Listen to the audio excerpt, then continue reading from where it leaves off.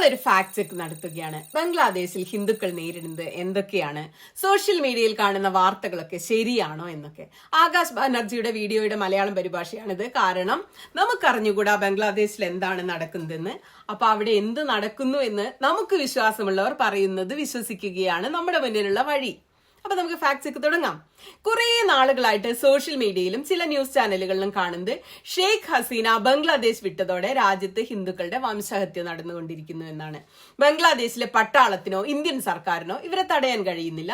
ചിറ്റഗോങ്ങിൽ ഹിന്ദുക്കളുടെ കട കൊള്ളയടിക്കപ്പെടുന്നു. അത് കണ്ടാൽ അവിടെ ലോ ആൻഡ് ഓർഡർ നിലനിൽക്കുന്നേ ഇല്ല എന്ന് തോന്നുന്ന തരം അന്തരീക്ഷമാണ്.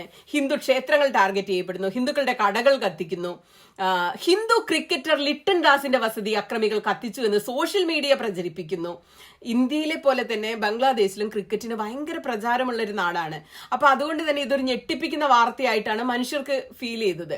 അക്രമം, തീവെപ്പൊക്കെ ആണെങ്കിൽ മനസ്സിലാക്കാമായിരുന്നു. അതിനപ്പുറത്തേക്ക് സോഷ്യൽ മീഡിയ പറയുന്നത് ചില കുടുംബത്തിലെ മൊത്തം ആളുകളെ തട്ടിക്കൊണ്ടുപോയി സ്ത്രീകളെ ബലാത്സംഗം ചെയ്തു തുടങ്ങിയ ഭീകരമായ വാർത്തകളും സോഷ്യൽ മീഡിയ പറയുന്നു. അപ്പോ എന്താണ് സത്യം, എന്താണ് അസത്യം എന്ന് നമ്മളൊന്ന് ഫാക്ട് ചെക്ക് ചെയ്യുകയാണ്. 2024 ഓഗസ്റ്റ് 5 ബംഗ്ലാദേശ് പ്രധാനമന്ത്രി ഷെയ്ഖ് ഹസീന രാജിവെച്ച് പലായനം ചെയ്തത്. ഏതെങ്കിലും ഒരു ഏകാധിപതി തങ്ങളുടെ യുവാക്കളെ കണ്ടാൽ വെടിവെക്കാൻ ഉത്തരവിട്ട് കഴിഞ്ഞാൽ പിന്നീട് ആ ഏകാധിപതിയുടെ ദിവസങ്ങൾ എണ്ണപ്പെട്ടതാകുമെന്നത് നമുക്കൊക്കെ അറിയാം. അതൊരു പ്രപഞ്ച സത്യമാണല്ലോ. ഷെയ്ഖ് ഹസീന നാട് വിട്ടപ്പോൾ രാജ്യത്ത് ഒരുതരം ആഘോഷത്തിന്റെ അന്തരീക്ഷമായിരുന്നു. 2008 മുതൽ ഷെയ്ഖ് ഹസീനയും അവരുടെ അവാമി ലീഗുമാണ് ബംഗ്ലാദേശിൽ അധികാരം കൈയാളിക്കൊണ്ടിരുന്നത്. അന്നു മുതൽ ഷെയ്ഖ് ഹസീനയുടെ ഏകാധിപത്യമായിരുന്നു രാജ്യത്ത്. പൂർണ്ണ അധികാരം പോലീസ്, പട്ടാളം, നീതിന്യായ വ്യവസ്ഥ ഒക്കെ ഹസീനയുടെ നിയന്ത്രണത്തിൽ. പ്രതിപക്ഷം ഒരുപക്ഷെ ജയിലിൽ അല്ലെങ്കിൽ വീട്ടുതടങ്കലിൽ എന്നതായിരുന്നു അവസ്ഥ. ബംഗ്ലാദേശിൽ വൺ പാർട്ടി ജനാധിപത്യം. അതുകൊണ്ടാണ് ആഴ്ചകൾക്ക് മുമ്പ് വരെ ഷെയ്ഖ് ഹസീന എങ്ങനെയെങ്കിലും ഈ സമരത്തെ അടിച്ചൊതുക്കുമെന്ന് എല്ലാവരും പ്രതീക്ഷിച്ചിരുന്നത്. അതുകൊണ്ടാണ് ഈ സമരം ഇത്ര വലിയതാവില്ലെന്ന് ആളുകൾ കരുതിയത്. എന്നാൽ വിദ്യാർത്ഥികൾ ധാക്ക ചലോ പ്രക്ഷോഭം ശക്തമാക്കിയപ്പോൾ ഹസീന അതിനു മുന്നിൽ തോൽക്കുകയും അവർക്ക് പലായനം ചെയ്യേണ്ടിയും വന്നു. അതിനുശേഷം കൊള്ളയും കൊലയും ബംഗ്ലാദേശിൽ അരങ്ങേറുന്നു. ഈ സംഘർഷങ്ങൾക്കിടയിൽ ന്യൂനപക്ഷങ്ങൾ പെട്ടുപോകുന്നു. protomallo.comന്റെ ഓഗസ്റ്റിലെ റിപ്പോർട്ടിൽ പ്രകാരം ഹസീന സർക്കാർ വീണതിന് ശേഷം 230 പേരാണ് കൊല്ലപ്പെട്ടിട്ടുള്ളത്. അപ്പൊ നമുക്ക് ആ 230 പേർ ആരൊക്കെയാണ്, അതിൽ എത്ര ഹിന്ദുക്കൾ എന്നൊന്ന് നോക്കാം. ഓഗസ്റ്റ് 5 വരെ പോലീസ് ഹസീനയുടെ പക്ഷത്തായിരുന്നു. പോലീസിന്റെ നേതാവ് ഹസീന, അവരാണെങ്കിൽ നാട് വിട്ടുപോയി. അതോടെ പ്രതിഷേധകർ പോലീസിനെ ആക്രമിക്കുന്ന സ്ഥിതി ഉണ്ടായി. ഈ പോലീസാണ് നിരവധി വിദ്യാർത്ഥികളെ കൊന്നൊടുക്കിയത് എന്ന വികാരത്തിലാണ് പ്രതിഷേധകർ പോലീസിനെതിരെ തിരിഞ്ഞത്. പ്രോത്തോമാലോ റിപ്പോർട്ട് അനുസരിച്ച് 6 പോലീസ് ഉദ്യോഗസ്ഥർ കൊല്ലപ്പെട്ടു. അവരുടെ മൃതശരീരം ഇപ്പോൾ ഢാക്ക പോലീസ് മെഡിക്കൽ കോളേജിലുണ്ട്.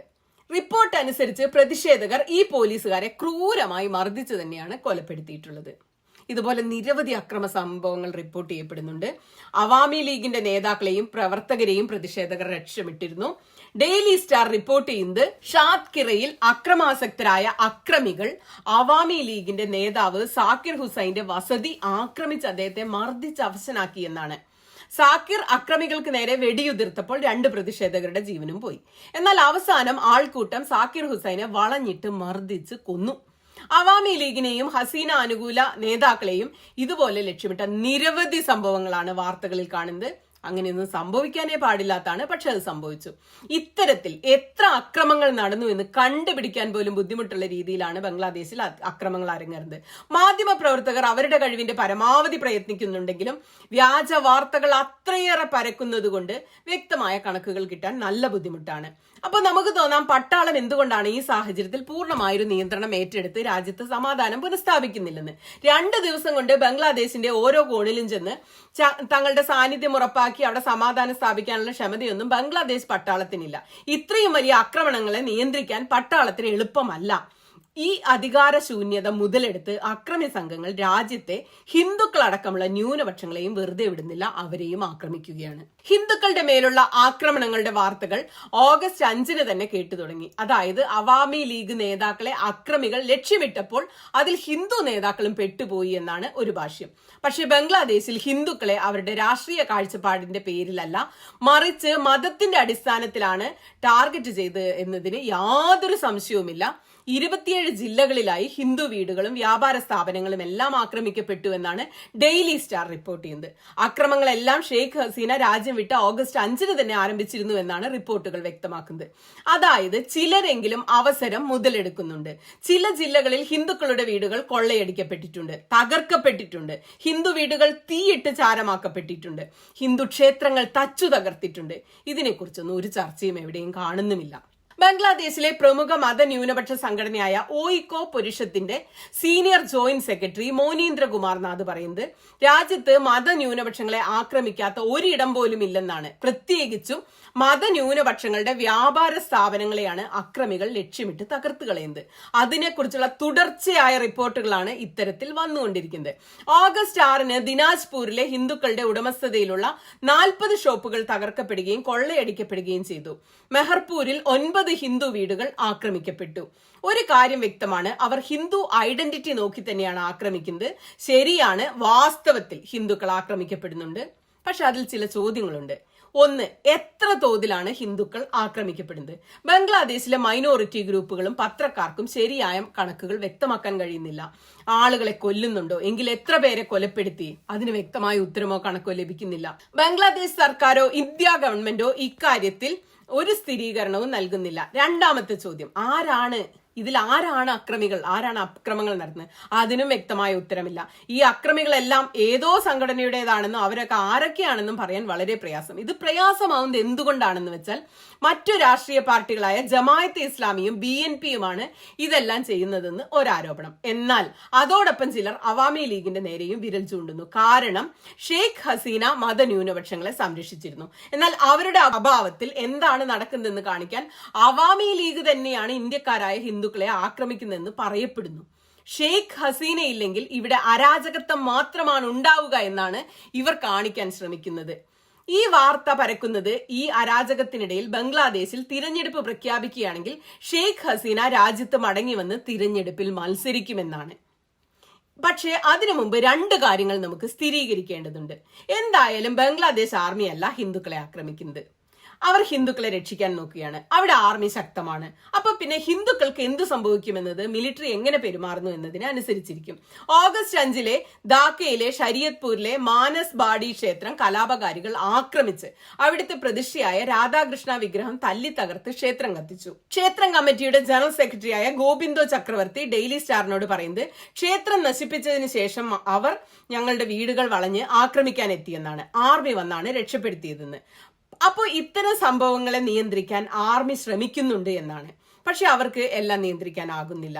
ഓഗസ്റ്റ് 5 ഗോവിന്ദ സാഹ എന്ന ഹിന്ദുവിനെയും അയൽവാസികളെയും ആക്രമിച്ചത് 20-25ഓളം വരുന്ന അക്രമിക്കൂട്ടമാണ്. ഗോവിന്ദ സാഹ വിളിച്ചതിനെ തുടർന്ന് ആർമിയുടെ 3 പട്രോൾ വാഹനങ്ങൾ പാഞ്ഞെത്തി. ഒപ്പം BNPയുടെയും ജമാഅത്തെ ഇസ്ലാമിയുടെയും പ്രവർത്തകർ ഇവർക്ക് സുരക്ഷയേകി കൂടെ നിന്നു.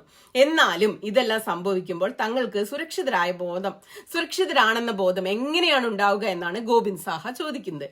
ഈ ഒരു അധികാര ശൂന്യത കൊണ്ടാണ് ബംഗ്ലാദേശിലെ ഹിന്ദുക്കളുടെ ഇടയിൽ ഭയവും നിരാശയും ഉണ്ടാകുന്നത്.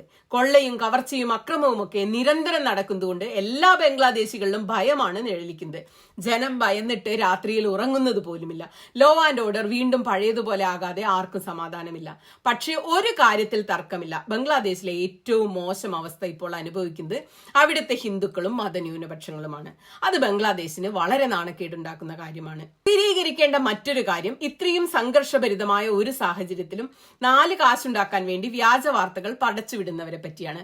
മതത്തിന്റെ പേരിൽ കച്ചവടം നടത്തുന്നവർ ബംഗ്ലാദേശിന്റെ പേര് വീണ്ടും കളങ്കപ്പെടുത്തുകയാണോ എന്നതാണ്. നിങ്ങൾ വിചാരിച്ചിട്ടുണ്ടാവും സോഷ്യൽ മീഡിയ കാണിക്കുന്ന വീഡിയോകളും പോസ്റ്ററുകളും എല്ലാം സത്യമാണെന്ന്. ഉദാഹരണത്തിന് ചിറ്റഗോങ്ങിലെ കൊള്ളയടിക്കപ്പെടുന്ന ഷോപ്പ് ഒരു ഹിന്ദുവിന്റെ അല്ല, അത് ഷെയ്ഖ് ഹസീനയുടെ സഹപ്രവർത്തകനായ സൽമാൻ ഫസൂർ റഹ്മാന്റേതാണ്. സുദർശൻ TVയിൽ തീ തുപ്പുന്ന ഒരു കടയുടെ ചിത്രങ്ങളുടെ ഫൂട്ടേജ് നിങ്ങൾ കണ്ടിട്ടുണ്ടാവും. അത് ഈ സംഘർഷത്തിൽ ഉണ്ടായതല്ല, മറിച്ച് ജൂലൈ 11 ഫൂട്ടേജ് ആണ്. അതിൽ 15ഓളം വരുന്ന പ്ലാസ്റ്റിക് തുണിക്കടകൾ തീ പിടിച്ചതാണ്. അതാണ് റീസൈക്കിൾ ചെയ്ത് ഹിന്ദു മുസ്ലിം ആംഗിൾ നൽകി ഇന്ത്യൻ സുദർശൻ TV ഇന്ത്യയിൽ പ്രചരിപ്പിച്ച് അത് നമ്മൾ സ്വീകരിക്കുകയും ചെയ്തു. ഹിന്ദു മതകേന്ദ്രങ്ങളിൽ ആക്രമണം നടന്നിട്ടുണ്ടെന്നതിൽ യാതൊരു സംശയവുമില്ല. പക്ഷെ നിങ്ങളുടെ വികാരങ്ങളെ വെച്ച് കളിക്കുന്നതിനായി രാജ് പാലസ് കോഫി ഷോപ്പ് ഒരു ക്ഷേത്രമാണെന്നും അതാണ് അക്രമികൾ കത്തിച്ചതെന്നും വ്യാജ വാർത്ത പരത്തി. നോക്കൂ, അതെങ്ങനെ നിന്ന് കത്തുകയാണ്. ഇവിടെ കത്തിക്കൊണ്ടിരിക്കുന്ന വീട് ക്രിക്കറ്ററുടെ വീടാണ്. പക്ഷെ അത് ഹിന്ദു ക്രിക്കറ്റർ ലിട്ടൺ ദാസിന്റെ വീടല്ല. ഇത് ബംഗ്ലാദേശ് ക്രിക്കറ്റ് ടീമിന്റെ മുൻ ക്യാപ്റ്റൻ മഷ്റഫെ മുർത്തസയുടെ വീടാണ് കത്തിക്കൊണ്ടിരിക്കുന്നത്. അദ്ദേഹം ഷെയ്ഖ് ഹസീനയുടെ അവാമി ലീഗുമായി ബന്ധമുള്ളയാളാണ്. അതുമാത്രമല്ല, അദ്ദേഹം അവാമി ലീഗിന്റെ MP ആയി 2 തവണ പാർലമെന്റിലേക്ക് തിരഞ്ഞെടുക്കപ്പെട്ടതാണ്. അതിന്റെ ദേഷ്യമാണ് അക്രമികൾ തീർക്കുന്നത്. ഇത്തരത്തിലൊന്നും നമ്മുടെ രോഷം പുറത്തെടുക്കാൻ പാടില്ല. പക്ഷെ ഇതൊരു ഹിന്ദു ക്രിക്കറ്ററുടെ വീടല്ല കത്തിക്കൊണ്ടിരിക്കുന്നത് എന്ന് മാത്രം. ഏറ്റവും മ്ലേച്ഛവും വേദനാജനകവുമായ വാർത്ത അത് നമ്മുടെ നാട്ടിൽ നിന്ന് തന്നെയാണ് ഇതൊക്കെ പ്രചരിപ്പിക്കുന്നത് എന്നതാണ്. അതും അറിയപ്പെടുന്ന വ്യാജ വാർത്താ പ്രചാരകരാണ് അത് പ്രചരിപ്പിച്ചിട്ടുള്ളത്. അവർ മതത്തെ വെച്ചാണ് ഈ ബിസിനസ് നടത്തിക്കൊണ്ടിരിക്കുന്നത്. ഇതൊന്ന് നോക്കൂ. ഈ വാർത്തയിൽ പറയുന്നത് ഹിന്ദു സ്ത്രീയെ തട്ടിക്കൊണ്ടുപോയി അത് ബംഗ്ലാദേശിൽ നിന്നുള്ളതാണ് എന്നാണ്. എന്നാൽ ഈ വീഡിയോയ്ക്ക് ബംഗ്ലാദേശ് അക്രമവുമായി യാതൊരു ബന്ധവുമില്ലെന്നും മയക്കുമരുന്നിന് അടിമയായ ഹിന്ദു യുവാവ് തന്റെ ഭാര്യയെ തട്ടിക്കൊണ്ടുപോകുന്നതിന്റെ ദൃശ്യമാണ് പ്രചരിപ്പിക്കുന്നതെന്നും ഫാക്ട് ചെക്ക് ചെയ്യപ്പെട്ടിട്ടുണ്ട്.